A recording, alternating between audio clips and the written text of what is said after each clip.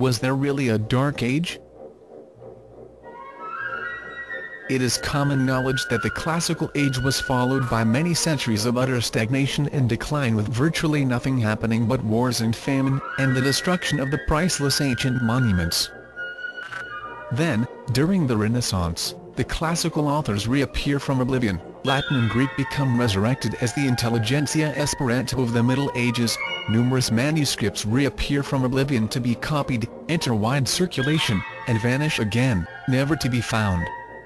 How preposterous would it be to suggest that there were no Dark Ages to separate the antiquity from the Renaissance? That the Re-naissance was in fact the nascence of the Western European culture as we know it? It does contradict everything that we may ever have learned about history. However, new methods offered by empirical statistics and developed by Anatoly Fomenko, the Russian mathematician, and his colleagues, provide plenty of evidence to support the theory that the Dark Ages are a phantom. We find lots of spicy morsels in the cauldron of history. Fancy the statue of Marcus Aurelius lost for several centuries and then found by accident on one of the Roman streets. Or senators congregating amongst the ruins of the Capitol due to their being nostalgic about the great imperial past of the empire. Or the pagan temples turning Christian at the wink of an eye, with the name of the saint coinciding with the name of the pagan deities that these very temples were consecrated to in the mysterious days of yore.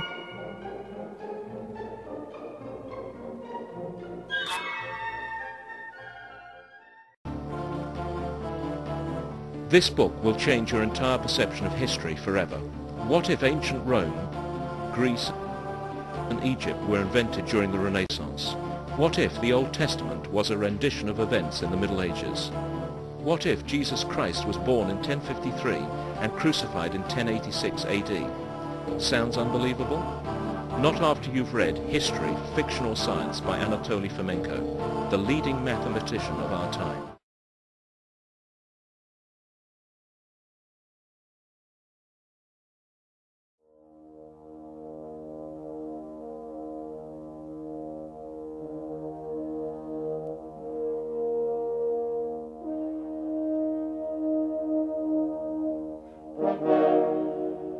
Of all the books in the Bible, none has fired our imagination more than Apocalypse, the book of Revelation to John.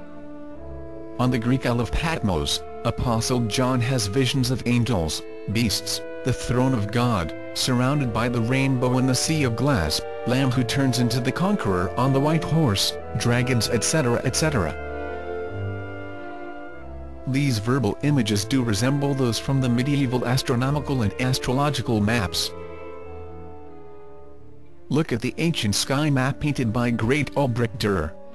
Astrology was an essential part of life in 14th–16th centuries.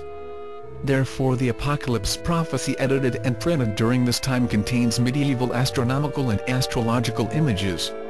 The astronomical interpretation of verbal images of Apocalypse yields the following horoscope of planets in the constellations. Planet Jupiter in Sagittarius, Planet Saturn in Scorpio, Planet Venus in Lion, Planet Mars in Gemini, close to Taurus, under the feet of Perseus, Planet Mercury in Balance, Sun in Virgin, Moon under Virgin's feet. The tradition says the Apocalypse was written in 95 AD by Apostle John. The Apocalypse we know today is the last book of the New Testament. First complete New Testament was edited only in 1515 in Basel, Switzerland by Erasmus of Rotterdam on the basis of half a dozen of sources. The text of the Apocalypse comes from the manuscript Erasmus lent from the German biblical scholar Reuchlin. The only moment in time when the combination of planets and constellations described in the Apocalypse could have been observed live from the island of Patmos was from the 25th of September 1486 to 10th of October 1486. So, when was the Apocalypse, book of Revelation to Apostle John written? This book will change your entire perception of history forever. What if ancient Rome, Greece, and Egypt were invented during the Renaissance? What if the Old Testament was a rendition of events in the Middle Ages? What if Jesus Christ was born in 1053 and crucified in 1086 AD? Sounds unbelievable? Not after you've read History, Fictional Science by Anatoly Fomenko, the leading mathematician of our time.